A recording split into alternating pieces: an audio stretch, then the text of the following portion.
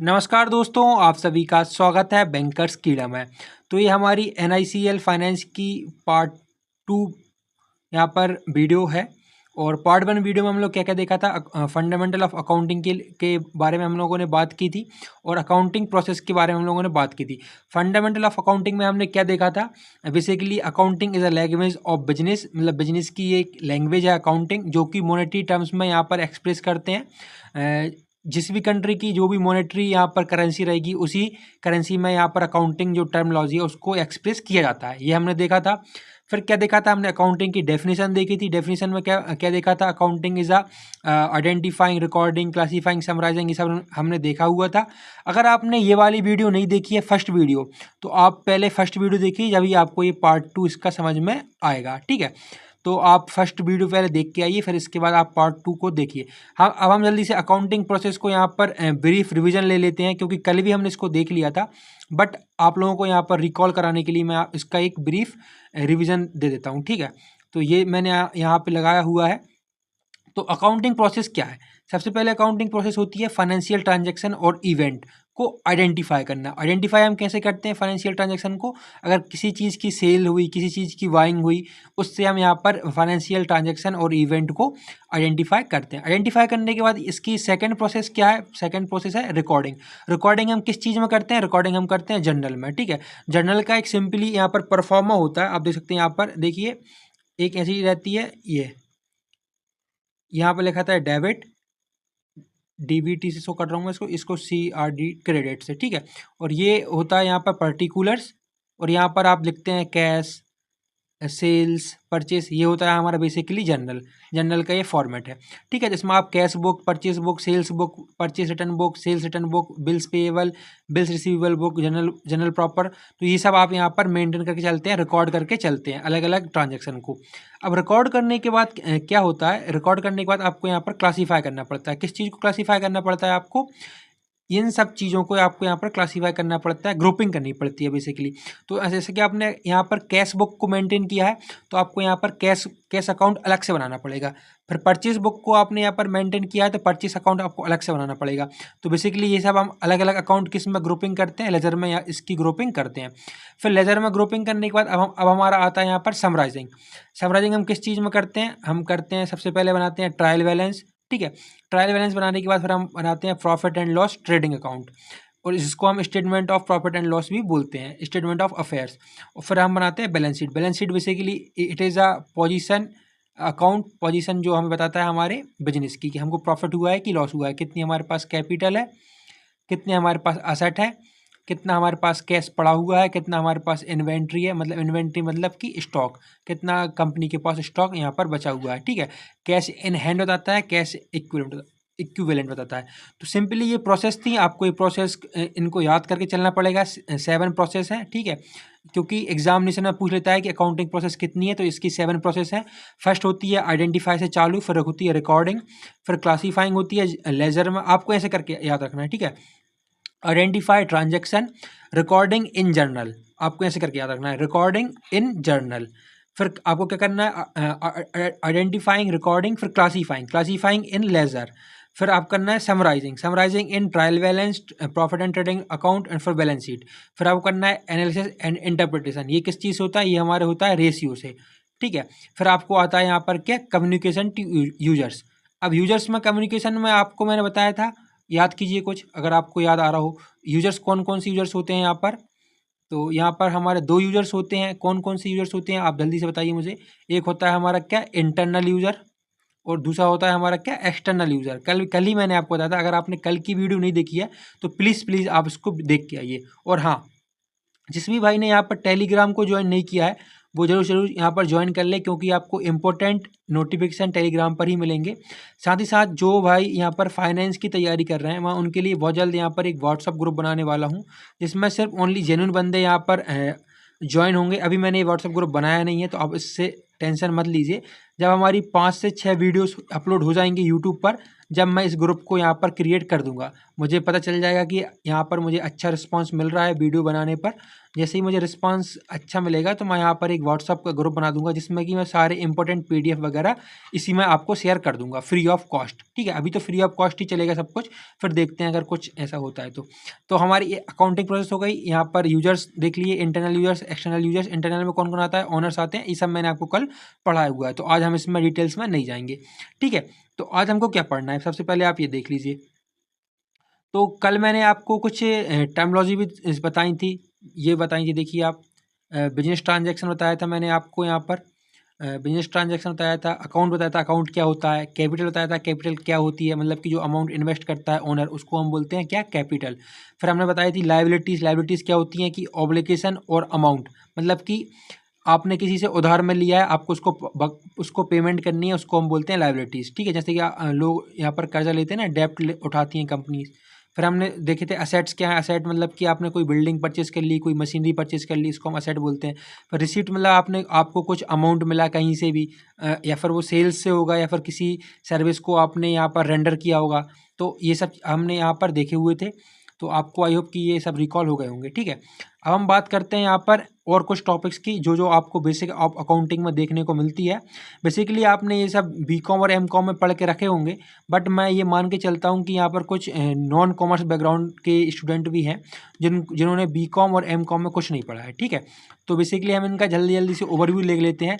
ये बहुत ही छोटी छोटी टर्मिनोलॉजी है जो कि आपको यहाँ पर पता रहनी चाहिए, क्योंकि इन छोटी छोटी टर्मिनोलॉजी से भी आपको यहाँ पर MCQ में क्वेश्चन देखने को आ सकता है।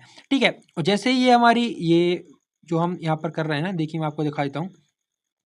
जैसे ही हमारे ये पूरे टॉपिक हो जाएंगे, जैसे कि अभी हम अकाउंटिंग प्रोसेस कर रहे हैं, अकाउंटिंग प्रोसेस कर रहे हैं, फिर आज हम यहाँ पर फाइनेंशियल स्टेटमेंट, आज तो नहीं कल करेंगे, और कल फिर परसों करेंगे हम अकाउंटिंग रेशियो और अकाउंटिंग स्टैंडर्ड, ये हमारा कल हो जाएगा। ठीक है, अकाउंटिंग प्रोसेस, फाइनेंशियल स्टेटमेंट और ये अकाउंटिंग स्टैंडर्ड हमारा कल हो जाएगा। बाकी अकाउंटिंग रेशियो बचेगा, वो हम परसों करेंगे। परसों करने के बाद हम यहाँ पर 100 MCQ का रिवीजन भी यहाँ पर करेंगे, तो आपको यहाँ पर बेटर क्लैरिटी मिलेगी कि हमने क्या क्या यहाँ पर पढ़ा हुआ है। तो ये 100 MCQ की जो PDF रहेगी वो भी मैं आपको यहाँ पर प्रोवाइड कराऊंगा। तो आपको सिर्फ क्या करना है, मेरे वीडियो को लाइक करना है, शेयर करना है और सब्सक्राइब करना है चैनल को। आपको इतना काम करके चलना, जब भी आपको इस पूरी सीरीज का, फाइनेंस सीरीज का यहाँ पर आपको फ़ायदा मिलेगा। ठीक है, तो अब मैं यहाँ पर आपको क्या बताने वाला था। ठीक ठीक, ये हम जनरल्स यहाँ पर जो कुछ ये हैं उनको हम देख रहे हैं। सबसे पहला आता है क्या, ट्रेड रिसीवेबल। तो ट्रेड रिसीवेबल होता क्या है, आप यहाँ पर देखिए। ट्रेड रिसीवेबल मतलब इक्वल टू क्या होता है, इसका एक फॉर्मूला भी है, आप फॉर्मूला लिख लीजिए। Debtor debtor plus bills receivable equal to क्या होता है, क्या हमारा, ट्रेड रिसीवेबल।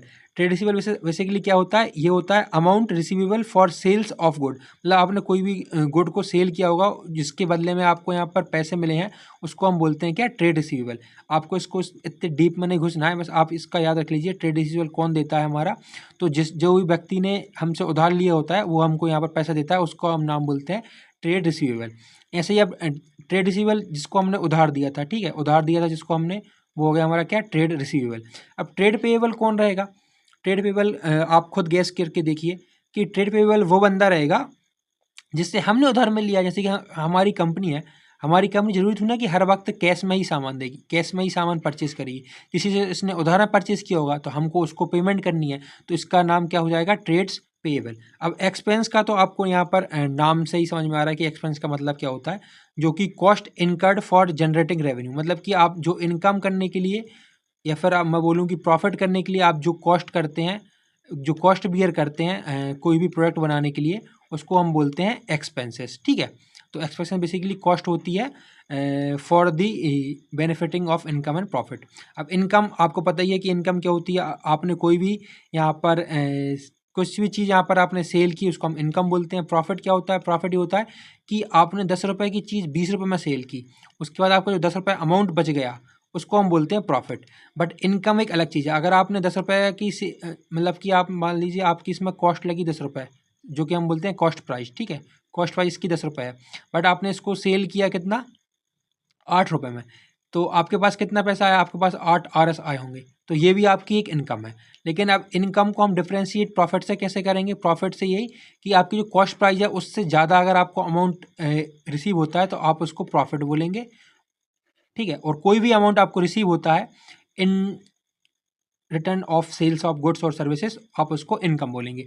आई होप आपको इनकम और प्रॉफिट में जो डिफरेंस है वो आपको समझ में आ गया होगा। फिर हम देखते हैं यहाँ पर revenue from operation. Revenue from operation क्या होता है, ठीक है। तो ये बेसिकली यहाँ पर सेल्स ऑफ गुड्स होता है। यहाँ पर इसमें दो सेल्स इंक्लूड होती हैं। एक होती है हमारी क्या, नेट सेल्स। अब देखिए यहाँ पर हमने रेवेन्यू फ्रॉम ऑपरेशन किया, आपने सेल्स भी की होंगी, आपने किसी चीज़ को बेचा है, बट इसमें क्या होता है कुछ प्रोडक्ट खराब निकल जाते हैं तो आपका यहाँ पर क्या होता है, सेल्स रिटर्न हो जाते हैं, ठीक है। आपने जो सेल किया वो वापस आ जाती है, तो इसको हम बोलते हैं net sales minus sales return. तो जो हमारा होता है वो जो भी अमाउंट हमारा निकल के आता है वो हमारा रेवेन्यू फ्रॉम ऑपरेशन पे आता है। हम देख लेते हैं, अगर आपने मान लीजिए 100 रुपये की सेल की है, ठीक है, एग्जाम्पल के लिए, जिसमें कि आपका 20 रुपये की सेल्स, 20 रुपये का आपका जो प्रोडक्ट है वो वापस आ गया, ठीक है। अब मतलब कि आपने 100 यूनिट सेल की फॉर 1 RS ईच, जिसमें कि आपकी 20 यूनिट वापस आ गई हैं 1 RS ईच की, मतलब कि 100 RS में से आपका 20 RS वापस आ गया है। तो जो आपका रेवेन्यू फ्रॉम ऑपरेशन होगा वो आपका 80 RS रुपये का होगा, ठीक है। अभी आपको हो सकता है कि ये टर्मिनोलॉजी थोड़ी सी समझ में नहीं आएंगी, बट जब हम इसके MCQs लगाएंगे ना, जब आपको यहाँ पर प्रॉपर क्लैरिटी मिल जाएगी विथ कॉन्सेप्ट के साथ, और जब हम MCQ लगाएंगे उसमें भी मैं आपको यहाँ पर कॉन्सेप्ट की क्लैरिटी कराऊंगा। तो आप इसको बस आप इसको लास्ट तक देखिए, ये वाली जो सीरीज़ रहने वाली है वो आपकी NICL फाइनेंस में बहुत ही ज़्यादा हेल्पफुल रहेगी, तो आप इसको बस लास्ट तक देखिए। आज 3 जुलाई है, आपका जो मेंस है वो शायद 31 अगस्त को होना है, ठीक है, अगस्त में ही शेड्यूल है, और 21 जुलाई को आपका प्रीलिम्स है। लेकिन प्रीलिम्स में तो आपका फाइनेंस का आएगा नहीं, बट जैसे ही आपका 21 तारीख को प्रीलिम्स यहाँ पर समाप्त होगा ना, उसके बाद हम हर एक टॉपिक पर MCQ सीरीज चालू कर देंगे। मतलब अभी आप सिर्फ यहाँ पर कॉन्सेप्ट पढ़िए, उसके बाद हम आपको MCQ भर भर के करेंगे, ठीक है। तो आपका जो ज़रूर से ज़रूर आपका ये बेनिफिट होगा आपके एग्ज़ाम में, तो आप इसकी टेंशन बिल्कुल ना लीजिए, बस आप यहाँ पर अच्छे से पढ़ाई कीजिए। अब हमारे स्टॉक और इन्वेंट्री, आपको मालूम होगा कि स्टॉक क्या होता है। It is a tangible asset, मतलब कि हम इसको छू सकते हैं। अगर आप आपके पास मान लो कुछ रॉ मटेरियल है, आप उसको छू सकते हैं ना, जैसे सीमेंट, रेत, गिट्टी, ये सब। और ये क्या होता है, जो स्टॉक डीलर होता है वो हम पर्पज़ ऑफ सेल्स के लिए लगाते हैं, कुछ सेल्स के लिए रहता है स्टॉक। मतलब स्टॉक में भी 2-3 चीज़ें होती हैं। अब हम आपको पूरा डिटेल में समझाऊंगा तो बहुत बड़ा लेक्चर हो जाएगा। स्टॉक मतलब यहाँ पर होते हैं फिनिश्ड गोश्त होते हैं, ठीक है, फिनिश। फिर कुछ होते हैं नॉन फिनिश्ड गोश्त। नॉन फिनिश्ड गोश्त को हम वापस से यहाँ पर प्रोडक्शन करने में लगा सकते हैं, फिनिश गुड को हम यहाँ पर सेल्स में लगा सकते हैं। तो यहाँ पर बहुत ज़्यादा डीप टॉपिक है, तो बस मैं आपको यहाँ पर छोटा छोटा ओवरव्यू दे रहा हूँ, ठीक है। अब इसके बाद हमारा आता है क्या, डिस्काउंट। डिस्काउंट को आपको बताने की जरूरत है नहीं है। अब बैड डेप्ट क्या होते हैं, बैड डेप्ट ऐसे डेप्ट होते हैं जिसने मतलब कि किसी ने हमसे कर्ज उधार में कुछ सामान लिया, ठीक है, उधार में हमसे कुछ प्रोडक्ट लिया है, बट वो अब हमको इसका पैसा नहीं दे रहा है, उसको हम बोलते हैं बैड डेप्ट। ये पैसा 1 साल हो गया, ठीक है, 1 ईयर 2 ईयर, लेकिन अभी तक हमको नहीं मिला है, तो इसको हम बोलते हैं बैड डेप्ट। ऐसे उधारकर्ता जो कि हमको पैसे नहीं दे रहे हैं, ठीक है। फिर डिप्रिसिएशन की हमने कल बात की थी, इसमें कि हमारे 3-4 मेथड आ जाते हैं। एक सिंकिंग मेथड आ जाती है, एक स्ट्रेट लाइन मेथड आ जाती है, एक रिटर्न डाउन वैल्यू मेथड आ जाती है। तो इसमें हम डिटेल्स में नहीं जाएंगे। एंटिटी को मैं आपको समझाऊंगा, अभी एंटिटी जानने की जरूरत है नहीं है। बेसिकली आप इतना जान लीजिए कि unit which perform economic activities is known as entity, ठीक है। इसकी मैंने आपको डेफिनेशन बता दी है, बाकी अब आप इसको ज़्यादा डीप में जाने की कोशिश मत कीजिएगा।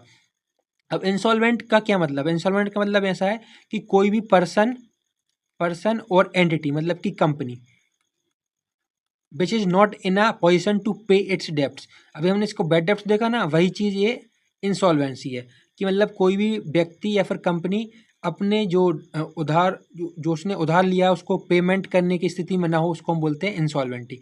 अब इसी का उल्टा हो जाएगा क्या, सॉल्वेंसी। सॉल्वेंसी का मतलब है कि कोई भी पर्सन और कंपनी ऐसी स्थिति में है जो कि अपने उधार को, फिर जो कि अपने डेप्ट्स को रीपेमेंट कर सकती है, ठीक है। फिर आ जाती है आपके पास रिवेट। रिवेट मतलब क्या होता है, जैसे कि आपने कुछ सुना होगा, reduction in price allowed by seller. मतलब कि आपने कई बार ऐसा देखा होगा कि आप यहाँ पर 100 यूनिट परचेज कर रहे हैं, ठीक है, आपका सेलर बोलेगा कि आप इसकी बल्क में 500 यूनिट ले लीजिए। ये 100 यूनिट की प्राइस आप मान लीजिए आपको यहाँ पर मिल रही है 50 रुपीज़, ठीक है। तो आपका सेलर बोलेगा कि अगर आप मुझसे बल्क में 500 यूनिट लेते हैं तो मैं इसकी प्राइस आपको 40 RS कर दूंगा। जो 50 RS से 40 RS का यहाँ पर मार्जिन मिला, वो कितने में मिला, 10 RS का मिला, ठीक है, 10 RS का मिला। तो यही आपकी रिबेट हो गई, मतलब कि जो reduction in price allowed by seller for of good after the good have been sold, ठीक है, तो इसको हम बोलते हैं रिबेट। अब अकाउंटिंग और अकाउंटेंसी, ये चीज़ें हैं, तो आप इसमें आई होप कि आपको ये ब्रीफ ओवरव्यू थोड़ा समझ में आ गया होगा। जो हम इसमें देखते हैं अकाउंटिंग में, ये सब चीज़ें आपको terminology all over the account जो जिसमें कि हमारी जो सीरीज चलेगी ना, उसमें आपको ये सब चीज़ें देखने को मिलेगी, इसलिए आपको इनका जानना बहुत ज़रूरी था। जो फाइनेंस बैकग्राउंड से हैं, मतलब कि बीकॉम एमकॉम से हैं, उनके लिए तो ये इजी होगा, बट जो नॉन फाइनेंस बैकग्राउंड से हैं उनके लिए थोड़ा सा डिफिकल्ट होगा। तो आप एक बार वीडियो को दोबारा देख लीजिएगा, ठीक है। अब इसके बाद हम करते हैं क्या, अकाउंटिंग प्रिंसिपल्स। अकाउंटिंग प्रिंसिपल के लिए हम चलते हैं अपने वही पहले वाले पीडीएफ पर, ठीक है। ये हमने कर ली है, अकाउंटिंग कर ली, बुक कीपिंग कर ली, साइंस आर्ट इन्फॉर्मेशन, ये सब पीडीएफ आपको मैं दे दूंगा, ठीक है। अब सबसे पहले हम देखते हैं अकाउंटिंग सिस्टम। अकाउंटिंग सिस्टम क्या है, अकाउंटिंग सिस्टम्स एंड कॉन्सेप्ट हमको यहाँ पर देख के चलना है।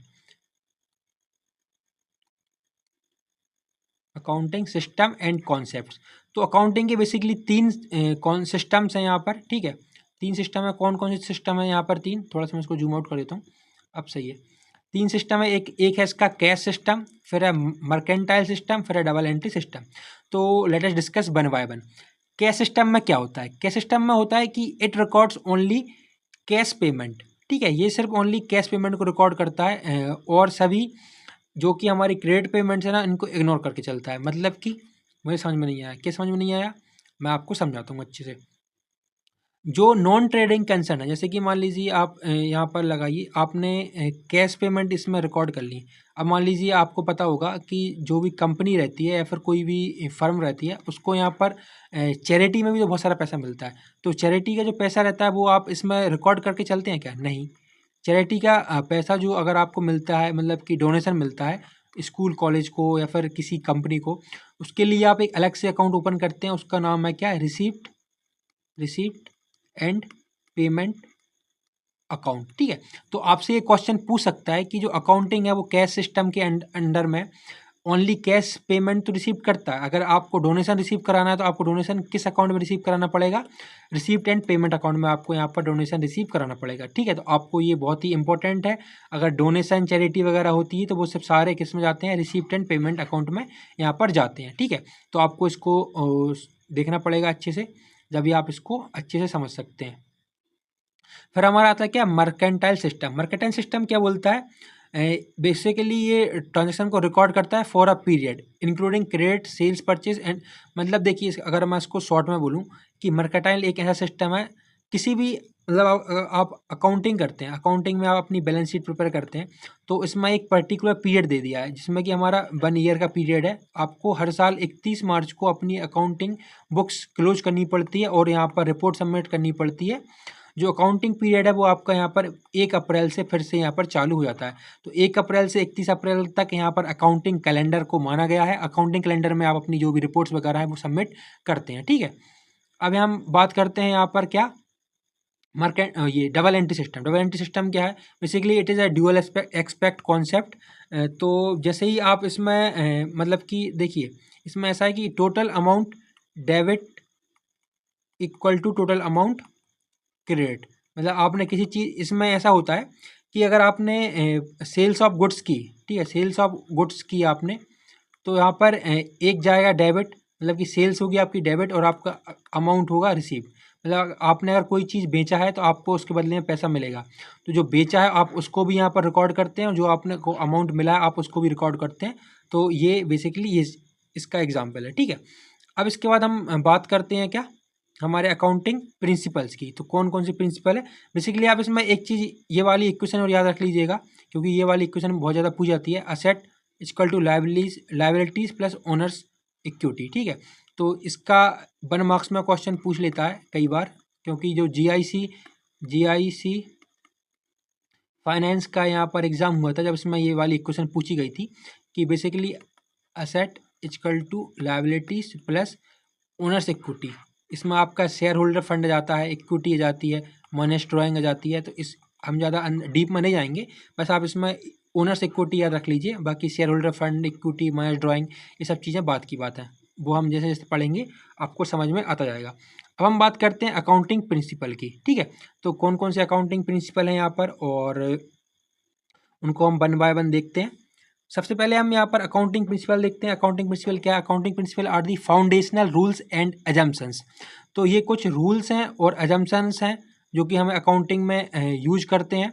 क्योंकि देखिए बिना रूल्स के कोई भी चीज़ यहाँ पर यूज में नहीं ला जा सकती, क्योंकि जो अकाउंट लोग यूज करते हैं वो वाइडली यूजेबल है, मतलब अक्रॉस दी वर्ल्ड लोग इसको यूज करते हैं। अगर आप इसमें रूल्स वगैरह नहीं लेके आएंगे तो सब लोग अपने मन से कुछ भी यहाँ पर बनाते हुए चलेंगे।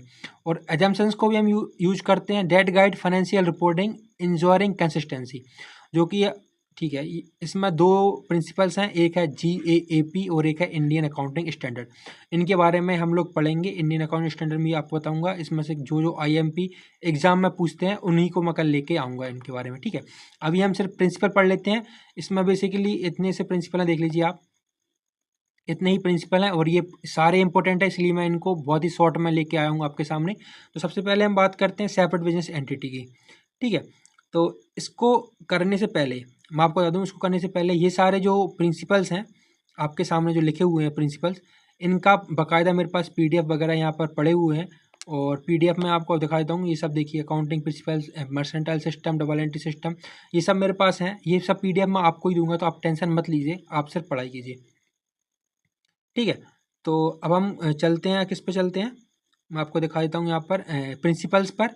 तो बेसिकली हमारे पास दो प्रिंसिपल हैं, एक है GAAP generally accepted accounting principle, ठीक है, और दूसरा हमारे पास क्या है, इंडियन अकाउंटिंग स्टैंडर्ड। तो सबसे पहले हम देखते हैं यहाँ पर क्या, सेपरेट बिजनेस एंटिटी। तो सेपरेट बिजनेस एंटिटी हमसे क्या बोलता है कि बेसिकली यहाँ पर बिजनेस और बिजनेसमैन दोनों अलग अलग चीज़ हैं। मतलब कि हम समझे नहीं सर, सॉरी, मैं तो भाई हूँ आपका, टेंशन मत लीजिए, सर मत बोलिएगा, भाई हूँ, ठीक है। अब यहाँ पर क्या बोलता है कि जो बिजनेस है, मतलब कि मान लीजिए मेरा नाम यश है, मैंने एक कंपनी बनाई, ठीक है, कंपनी बनाई। अब आप बोलेंगे कि सर ये आपकी कंपनी है, लेकिन अकाउंट में ऐसा नहीं होता है। मैं और मेरी कंपनी यहाँ पर 2 पर्सन माने जाएंगे, ठीक है। बेसिकली ये जो प्रिंसिपल है ये यही बोलता है कि the business owners and the company is different entity, ठीक है। ये दोनों अलग चीज़ हैं। मतलब कि अगर मान लीजिए मैंने अपनी कंपनी खोली है और मैं इसमें 1 लाख रुपए इन्वेस्ट करता हूँ, ठीक है, तो आप क्या बोलेंगे, सर ये आपका पैसा है, आपकी कंपनी है, तो ये इसमें आपको कुछ भी यहाँ पर अलग से सोचने की ज़रूरत नहीं है। बट अकाउंट क्या बोलता है, अकाउंट ये बोलता है कि कंपनी एक अलग पर्सन है। आपने अगर इसमें 1 लाख रुपए इन्वेस्ट किया है तो ये कंपनी की लायबिलिटीज़ है, कंपनी की लायबिलिटीज़ है, ये आपको 1 लाख रुपए वापस करेगी अगर इसको प्रॉफिट होता है तो, ठीक है। तो अकाउंट ये कहता है। तो ये सेपरेट बिजनेस एंटिटी का ये जो प्रिंसिपल है, इसका बेसिकली पूरा मतलब ये है, ठीक है। आई होप आपको ये वाला सेपरेट बिजनेस एंटिटी समझ में आया होगा, ठीक है। अब हम देखते हैं यहाँ पर money measurement concept. Money measurement concept हमसे क्या बोलता है कि जो भी अकाउंटिंग की ट्रांजैक्शन होंगी वो सारी मनी में होंगी।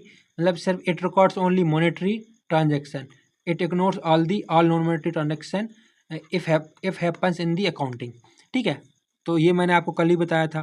इसके बाद हम देखते हैं डुअल एक्सपेक्ट। डुअल एक्सपेक्ट क्या होता है कि every transaction has 2 effects, debit और क्रेडिट। डेबिट और क्रेडिट का मतलब मैं आपको यहाँ पर बता देता हूँ। डेबिट मतलब होता है यहाँ पर कि मान लीजिए डेबिट मतलब, और क्रेडिट मतलब ऐसा है कि एक साइड से ये पैसा जाएगा तो दूसरी साइड से पैसा आएगा। आप इतना बस याद रख लीजिए, क्योंकि अगर मैं इसका बताऊंगा कि डेबिट मतलब क्या होता है, क्रेडिट मतलब क्या होता है, तो आप इसमें थोड़ा सा कंफ्यूज हो जाएंगे। अब गोइंग कंसर्न क्या होता है, गोइंग कंसर्न बेसिकली ऐसा कंसर्न है, इसमें एक अजम्पशन लगाते हैं अकाउंट में। अकाउंट में जो भी रूल्स हैं यहाँ पर, ये प्रिंसिपल ये बोलता है कि जो हमारी कंपनी है या फिर हमारा बिजनेस है, ठीक है, जो हमारी कंपनी है, हमारा बिजनेस है, वो for the long period of time चलेगा।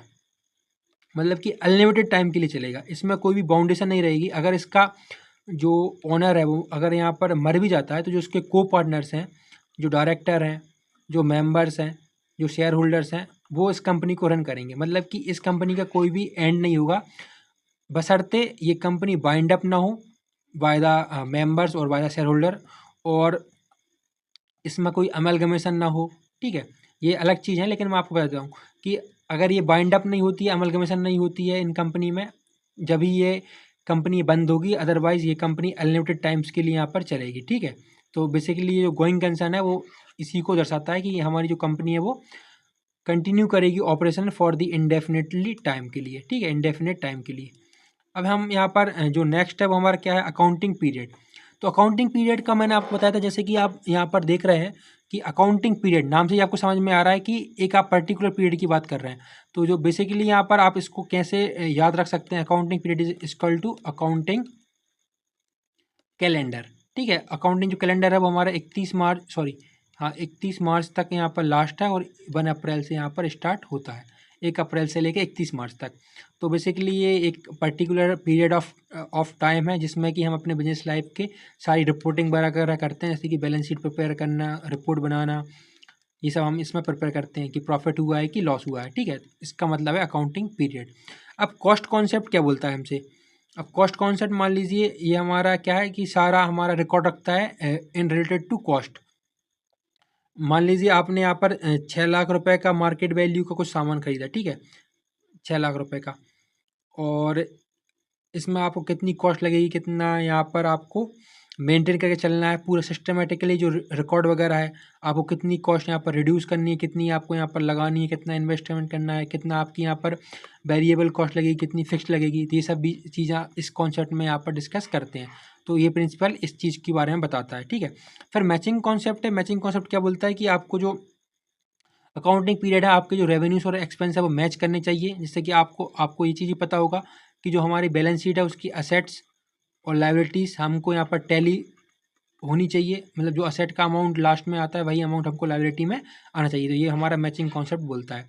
पर एक्रूअल कॉन्सेप्ट क्या है हमारा। एक्रूअल कॉन्सेप्ट मतलब जो भी हम यहाँ पर रेवेन्यू और एक्सपेंस रिसीव करते हैं वो एक्रूअल बेसिस पर कर लेते हैं। ठीक है, मतलब कि ऐसा है, भले ही हमको उसका कैश मिला हो नहीं मिला हो, अगर हमने यहाँ पर सर्विस प्रोवाइड की है और हमको यहाँ पर बिल्स रिसीवेबल हुआ है, मतलब बिल्स हमको यहाँ पर मिल चुके हैं, तो हम ऐसा मान के चलते हैं कि हमको ये वाली पेमेंट मिल जाएगी, तो हम इसको रिकॉर्ड कर लेते हैं। ठीक है, अब इसके बाद हमको यहाँ पर कुछ रूल्स देखने हैं। बेसिकली ये वाले रूल्स से आपको यहाँ पर क्वेश्चन देखने को मिल जाएगा। तो types of account and rules. ठीक है, तो यहाँ पर कौन कौन से टाइप्स हैं। सबसे पहले है पर्सनल अकाउंट, रियल अकाउंट और नॉमिनल अकाउंट। तो पर्सनल अकाउंट, रियल अकाउंट और नॉमिनल अकाउंट के बारे में हम थोड़ा सा जान लेते हैं कि ये होता क्या है। ठीक है, पर्सनल अकाउंट, सबसे पहले यहाँ पर हम देखेंगे पर्सनल अकाउंट क्या है। तो पर्सनल अकाउंट क्या है, account which are related to individuals, firms और कंपनीज। ठीक है, मतलब कि अगर फॉर एग्जांपल हम देखें यहाँ पर, तो अखिल्स account, Rajesh account, Sohan's account, मेरा नाम ये शायद, मतलब जो जिसका भी नाम जो भी है उसके नाम पे हम यहाँ पर एक अकाउंट खोल सकते हैं, उसको हम बोलते हैं पर्सनल अकाउंट। जैसे कि अगर आप स्टेट बैंक ऑफ इंडिया के पास जाएंगे और बोलेंगे मेरा एक अकाउंट खोल दो, तो वो आपके नाम पे एक अकाउंट खोल देगा। तो इसका मतलब क्या होगा कि आपका ये पर्सनल अकाउंट हो गया। ठीक है, अब पर्सनल अकाउंट क्या हो सकते हैं, it may be natural personal account हो जाते हैं, आर्टिफिशियल पर्सनल अकाउंट भी हो सकते हैं। मतलब आर्टिफिशियल पर्सनल अकाउंट कैसा, कि आप किसी कंपनी के नाम से भी अकाउंट खुलवा सकते हैं, जैसे कि बाय लिमिटेड करके, ये आपके एक कंपनी का नाम हो गया, तो आप इसके नाम से भी एक अकाउंट खुलवा सकते हैं, ये आपका आर्टिफिशियल अकाउंट हो जाएगा। ठीक है, अब यहाँ पर जो सेकंड नंबर पर है वो है क्या, रियल अकाउंट। रियल अकाउंट क्या होता है, रियल अकाउंट में आपको यहाँ पर बताते हैं कि रियल अकाउंट में भी दो अकाउंट होते हैं। एक होता है क्या हमारा ट्रांजेबल अकाउंट, ये देखिए, एक होता है हमारा ट्रांजेबल अकाउंट, एक होता है हमारा इनट्रांजेबल अकाउंट। ठीक है, तो ट्रांजेबल रियल अकाउंट में क्या होता है, बिल्डिंग, कैश, जिनको आप छू सकते हैं, वो आपका यहाँ पर ट्रांजेबल रियल अकाउंट होगा। और जो इनट्रांजेबल रियल अकाउंट होगा वो क्या होगा, गुडविल हो गई, ट्रेडमार्क हो गई। बेसिकली यहाँ पर आप पेटेंट को भी बोल सकते हैं। ठीक है, पेटेंट को बोल सकते हैं आप, यहाँ पर कॉपीराइट्स को भी बोल सकते हैं कि ये हमारा नॉन टेंजेबल रियल अकाउंट है। ठीक है, अब इसके बाद हम बात करते हैं किस में, नॉमिनल अकाउंट में। तो नॉमिनल अकाउंट क्या होता है, ये अकाउंट होता है related to income, expense, losses and gain. जैसे कि आपने wages account, rent account, salary account. ठीक है, तो ये हमारा क्या हो जाएगा, नॉमिनल अकाउंट। अब इससे रिलेटेड कुछ हमारे अकाउंटिंग रूल्स हैं। तो पर्सनल अकाउंट में जब भी आप कोई भी ट्रांजेक्शन करते हैं इसका, तो आपको यहाँ पर ये रूल याद रखने हैं, debit the receiver, credit the giver. ठीक है, आपको ये वाला रूल याद रखना है। अब ये वाला रूल आप याद कैसे रखेंगे, मैं आपको समझाता हूँ। जैसे कि मान लीजिए अब आपने कोई मशीनरी परचेज़ की। ठीक है, तो मशीनरी परचेज़ की आपने, तो आपने इसको कैश में परचेज़ की होगी, तो यहाँ पर क्या आएगा, machinery account debit to cash account. ठीक है, तो बेसिकली ये हमारा डेबिट दी रिसीवर हो गया, मतलब जो आप यहाँ पर रिसीव करेंगे ये आपका रियल अकाउंट में आएगा। ठीक है, सॉरी, ये आप इसको ऐसी एंट्री लिखेंगे, machinery account debit to cash account, ठीक है। तो इसमें आपको बताना है कि अगर आपका ये रियल अकाउंट है या फिर पर्सनल अकाउंट है या फिर नॉमिनल अकाउंट है। अगर आपका ये रियल अकाउंट के केस में होता तो आप बताते कि डेबिट व्हाट कम्स इन, मतलब कि आपके पास अंदर आपकी कंपनी में क्या अंदर आया और आपने यहाँ पर क्या बाहर दिया। अगर ये रियल अकाउंट होता तो आप इसमें बोलते कि हमारे पास मशीन अंदर आई है तो हम इसको डेबिट किया है हमने, और हमारे पास क्या गया है तो हमारे पास कैश आउट हुआ है हमारी कंपनी से, ठीक है। ऐसे ही आपको debit all expenses and losses करने, जैसे कि आप यहाँ पर लिखेंगे कि सैलरी अकाउंट, ठीक है। सैलरी अकाउंट, सैलरी एक नॉमिनल अकाउंट है तो ये हमारा एक्सपेंस है, तो सैलरी अकाउंट यहाँ पर डेबिट करेंगे। तो सैलरी अकाउंट डेबिट, एक मिनट में इसको थोड़ा साफ कर देता हूँ। अगर नॉमिनल अकाउंट का अगर हम एक एग्जाम्पल लें तो नॉमिनल अकाउंट में आप देख सकते हैं यहाँ पर एक्सपेंस आते हैं, लॉसेस आते हैं, और फिर इनकम आती है और गेन आती है। तो आप यहाँ पर देखिए सैलरी हमने यहाँ पर मतलब पैसे दिए हैं, तो यहाँ पर आया क्या, salary account debit to cash account, ठीक है। तो आप ये वाली एंट्री लिखेंगे। जैसे ही आप इसमें बस आप इसको रूल को याद रख लीजिए, आपका ऐसा कुछ एंट्री वगैरह नहीं पूछेंगे, सिर्फ आपको यहाँ पर रूल याद रखना है, क्योंकि रूल्स के रिगार्डिंग यहाँ पर क्वेश्चन बन सकता है। मतलब कि पर्सनल अकाउंट अगर रहेगा, पर्सनल अकाउंट कौन कौन से अकाउंट आते हैं, अखिल अकाउंट, रिलायंस अकाउंट और ये सब आते हैं।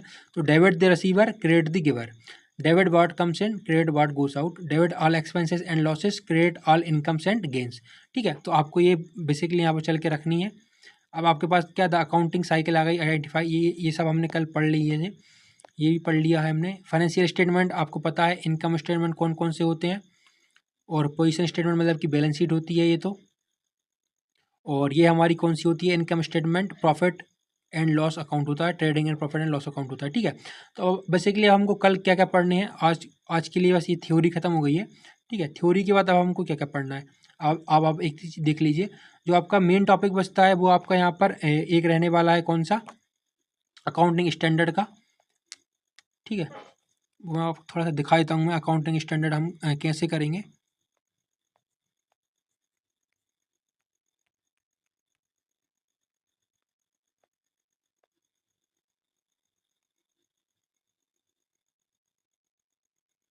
ठीक है, अब देखिए आप ये हमको अकाउंटिंग स्टैंडर्ड देखने हैं।